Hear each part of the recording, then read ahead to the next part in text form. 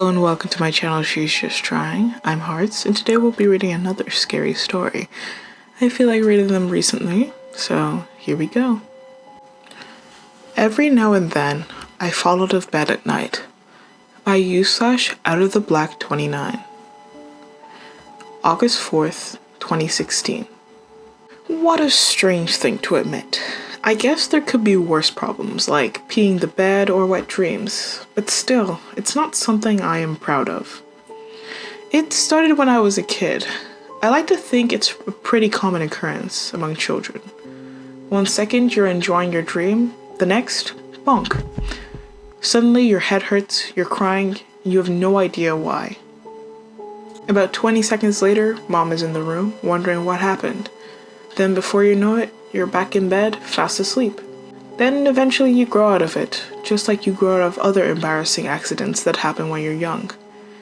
Except when you don't grow out of it, because inevitably, I didn't. Now, here I am, a 22-year-old college grad who still falls out of bed at night. I wouldn't consider myself a wild dreamer. Nothing out of the ordinary. Sometimes I'm not even dreaming. I just feel that same bonk I've always felt growing up. I don't cry anymore, could you imagine? Instead, I just get up, make my way back to my bed, and wonder when I will finally outgrow this. Although secretly, I know I likely never will. Maybe it's stress. Nobody warned me my first year out of college would be this rough. Juggling a breakup and a difficult job search has been taking a mental toll on me. Plus, living with my parents hasn't been easy. The only reason I'm even writing this down is because I plan on telling my psychologist when I see him tomorrow. I like to get my thoughts on paper, especially when they're this fresh. He's a good guy. I don't know why I haven't told him sooner. I guess I never really saw it as that big of a deal. But my head still hurts from my tumble last night. I think it's time I finally tell someone my secret. August 5th, 2016. I told him, and he reacted basically like I thought he would. Just a little smirk, but not in a mocking way. He told me to establish my bedtime routine and stay off my phone an hour before bed. He mentioned something else I found interesting. He said something like, "Make your room an oasis. Make your bed every day. Make going to sleep at night something you always look forward to." Fair enough. So that begins tonight. No more scrolling past 10 p.m. or so. If anything, it'll be better for my mental health. I'll even clean my room. Why the hell not? It'll make my dad happy for once. Pick up your pants and close your goddamn closet. His voice still rings in my head. From yelling at me to study for the SAT to yelling at me for having an untidy closet, nothing is ever good enough. Maybe that'll change once I clean my room. Maybe I'll get through the night without falling off my bed. August 6th, 2016. Well, so much for that. It was worth a shot at least.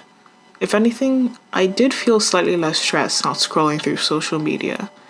And I felt pretty good to clean my room. Dad walked in and said, "Well, look who's finally taking care of his room." And I don't know why, but that single comment made me want to stop. But I didn't. I was committed. And yet, I still rolled right out of my bed. It's okay though, I really had to pee. When I get back, I notice something strange. My closet is open? I guess I forgot to close it. It's just, well, that's the one thing my dad is such a pain in the butt about. So you'd think I'd take care of it. So, what was it doing open? Did I open it in my sleep? Is that even possible?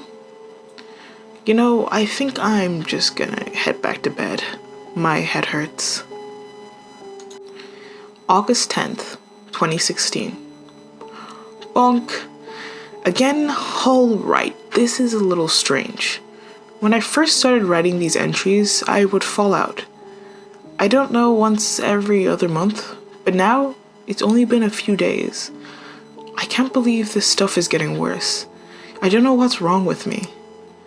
I'm still laying on the hardwood floor of my room. I don't even want to get up. Maybe I'll just spend the night here. That way, there's nowhere else to fall. Yeah, maybe not.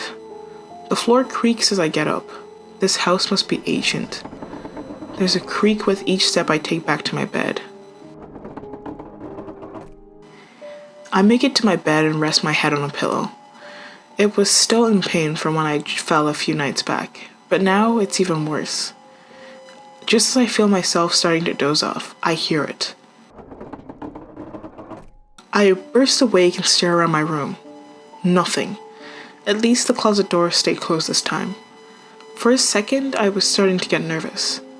I don't really believe in ghosts or anything like that, but it's still creepy. Maybe if the house wasn't so old. Hell, maybe I even dreamed it. I'm still super tired, and yet, right as I start to fall asleep,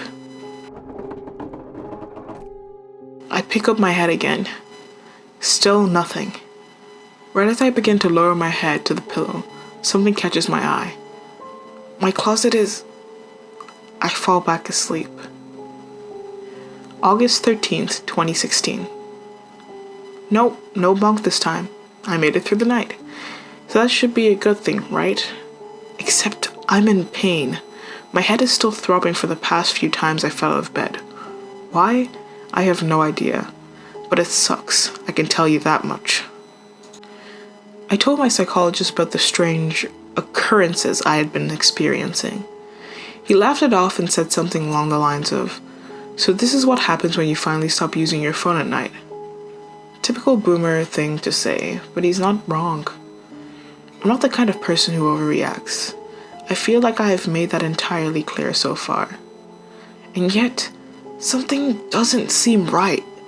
It's almost as if one thing at night is ever so slightly out of place. Now, don't get me wrong. I'm about as absent-minded as it gets, so it could all be in my head. Maybe I'm misplacing things. It's just... with what has happened the past few nights, it seems like at this point it's not a coincidence. Maybe I just need to lay off the horror movies. To be safe, I cleaned and organized my room. As a matter of fact, I've been doing that every night. It's almost like the more I clean things up, the more things in my room just don't seem right. I mean, even my dad is starting to get concerned. Just now, as I'm clearing all my stuff again, he said, "You know, Trevor, you don't need to clean it every night." How ironic. Never in a million years would I expect to hear those words from my dad. But after all, these have been strange days.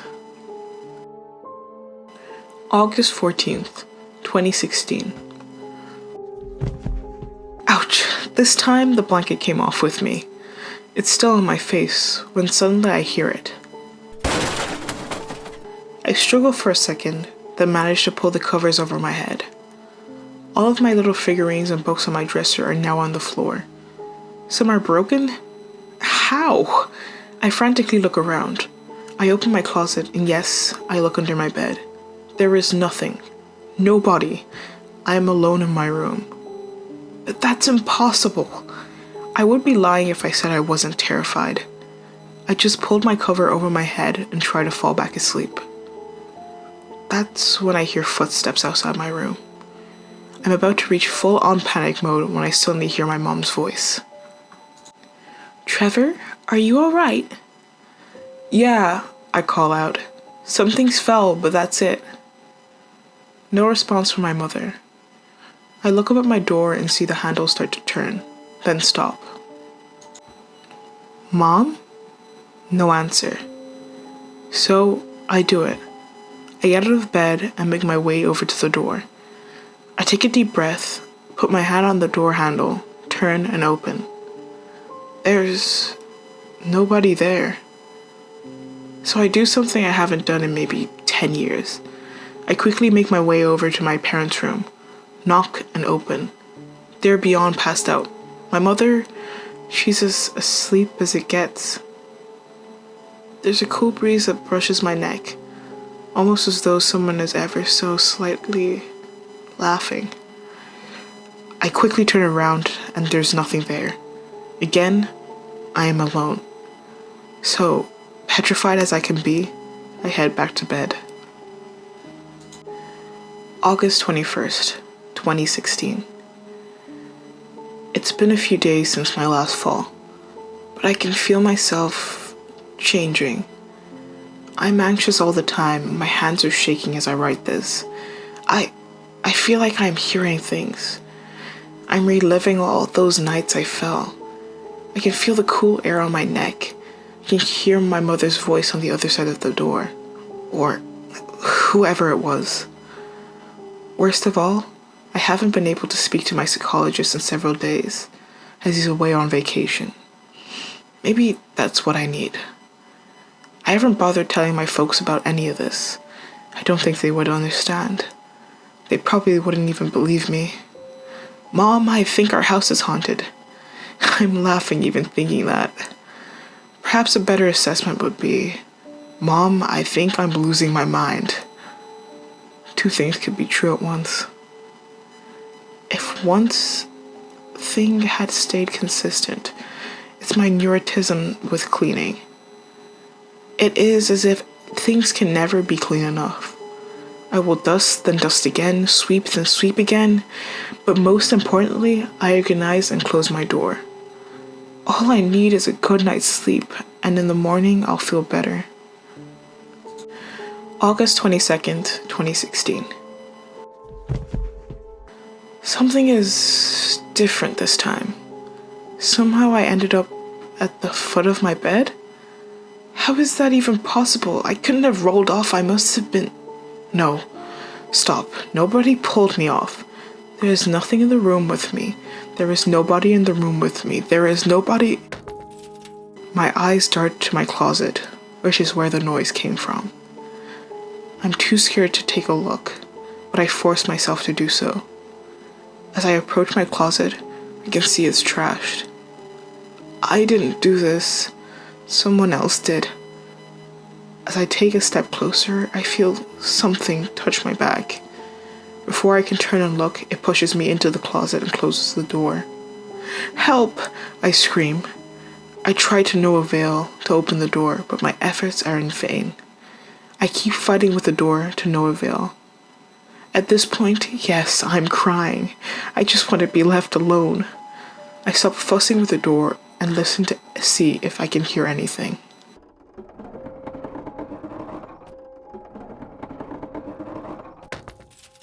My heart jumps with the most recent bang. My hands are shaking. I push the door open and see my empty room. I take a deep breath. Who's there? Like whatever this thing would even answer. You know what? Whatever. I run downstairs and jump on the living room sofa, close my eyes, and before I know it, it's morning. August 24th, 2016. I convinced myself it's time to tell my parents. They didn't laugh, shockingly, but I can tell they don't believe me. My mom tells me I'm just stressed and sleep deprived. My dad says it's all in my head, and the more I worry about falling out of bed at night, the more likely I will. Since when is he some kind of psychologist? As nighttime draws near, I decide it's best to sleep on the sofa in the living room for a few nights. At least the floor is carpeted there, so if I do fall, it won't hurt as much. And maybe whatever has been bothering me, is it in my head? Will leave me alone. So that's what I do. I clear the area around the living room sofa. I bring my pillow and blanket down and lie right down as my dad walks in. What are you doing? I think I need a change of scenery or something like that. Maybe it'll help me sleep better. I just don't want to be in my room right now. You're being ridiculous. Go back upstairs. I look at the sofa, which already has my pillow and blanket on it. Maybe he's right. Maybe... No, I abruptly tell him. This is just for tonight. Please. My dad sighs and heads back upstairs. I lay my head on the pillow and shut my eyes. Hours later, I wake up naturally for a change. Once again, I need to use the bathroom. I take a deep breath and make my way upstairs. I leave the bathroom door open while I pee. As I hit flush and wash my hands, I hear something coming from downstairs. Footsteps? But it's carpeted down there. I walk back downstairs to the living room to find my blanket and pillow on the floor. Not where I left them. As I bend down to pick them up, I hear the sound again.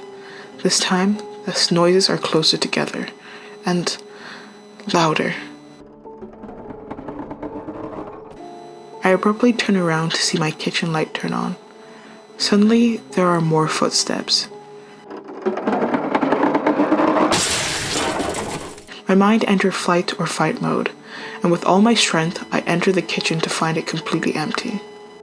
Who are you? Where are you? What do you want? More footsteps come down the stairs as I hear my mother's voice again. Trevor, what's wrong? What's going on? Oh no. Shut up, leave me alone. A figure enters the kitchen and I am relieved to see it's my mother. I take a few deep breaths and look around the kitchen. It's a wreck. Plates broken on the floor, chairs have been pushed over, and cutlery is everywhere. Trevor, what happened? I freeze. Mom? It's the only thing I can manage to say. That's the last thing I remember. August 28th, 2016. They're saying it was a severe anxiety attack, but it wasn't. They're saying I'm a threat to my parents. I'm not. They think I'm suicidal. It's not that. They think keeping me in a hospital for a few days will be a magic cure. It won't. Something is after me, and nothing will change my mind and make me think otherwise. Why would hiding me away here make a difference? Here's a severely anxious and delusional person. Let's shove them in a hospital. What could go wrong? I refuse to sleep. I don't even close my eyes anymore because that's when it comes out. That's when it finds me. I've been evaluated a few times, and from what I hear, I will be going home soon. Home is the last place I want to be. I can feel it getting closer with every night. And one day soon, it will come after me. August 30th, 2016. Sitting in the car on the way home makes me nauseous. As we arrive, I get out of the car and immediately vomit. My parents look concerned. I've given up hope at this point. I watch the hours on the clock. 7 p.m. turns to 8. 8 turns to 9. 9 turns to 10, and before I know it, my parents are asleep. I take a look at myself in the mirror. What a mess. There's still some vomit on my shirt. My eyes are dark and bloodshot. My hands are shaking. Still, I go through my routine. There is nothing in my closet, nothing under my bed, and nobody is in the room with me. I repeat this a few times, even though I don't believe it. Maybe if I keep saying it, I will eventually believe myself. There is nobody in the room with me. There is nobody in the room with me. There is nobody. My closet door creaks open. I slam it shut and go to bed. August 31st, 2016. Have you ever experienced a lucid dream? What a strange phenomenon. I am aware I am dreaming, therefore can control anything. I can fly, become invincible, anything. So what do I choose to do during this lucid dream? Sleep in peace. Yet, suddenly, I can see a bird's eye view of a man in a bed, snug under covers. He is tossing and turning, sweating bullets, yelling out in his sleep. Demonic hands suddenly appear and shove him out of bed. Wait, that person I was watching? Was it me? Then I was pushed? I try to get out from under my sheets, but something is holding me down. I scream for my parents like a 7-year-old child. Mom? Dad? Nothing. I can see a silhouette of the same demonic hand over my sheets. I struggle to get out of its grasp, but I am stuck. Suddenly, the silhouette disappears and I escape my sheets. I untangle myself and stand up. The sleep deprivation has gotten to me. I am seeing double. I turn around. As I look back, I can feel the same burst of cool air on my neck. Suddenly, the noise stops. There is a sudden sharp pain in my shoulders as something grasps me with full might and throws me into the closet. The door slams shut. I frantically bang on it. Help me! I bang as loud as I can and struggle with the door.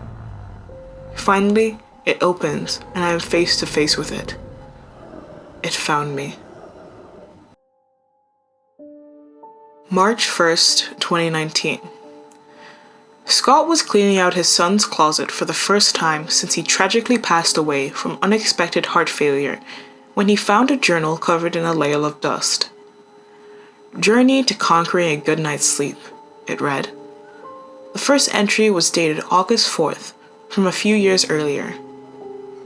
Every now and then, I fall out of bed at night, it began.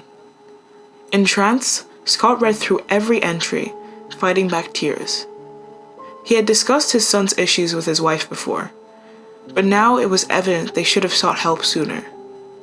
He thought about showing his wife, but decided it was best to just leave it be. She was struggling enough.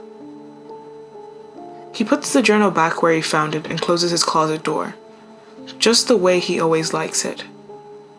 As he walks away, the closet door creeps open again. Scott turns around, but inevitably decides to ignore it. As he gets ready for bed, he can't shake some of the descriptions his son has used in his journal. Dark figures? Demonic hands? What was really going on in his son's head? His wife joins him in bed, and they turn off the light. Every day, things get a little better. That night, Scott woke up on the floor, having fallen out of the bed for the first time since he was a child. Thank you for watching that extra long No Sleep story. I really enjoyed this, so you should go check out the author. They're great. I also wanted to give out a shout out to one of my friends. His name is Scarat on Twitch, and he is an amazing Twitch streamer. A young boy who wanted to be a NASCAR driver. He grew to be a very strong and intelligent man. He did his best to become that driver, but he worked so hard he became the NASCAR itself. Vroom vroom, said the man. I have a lot of fun in his streams. I mess around sometimes, but you should definitely go check him out. The link is in the description. But without further ado, I'm Hearts. Stay safe and bye.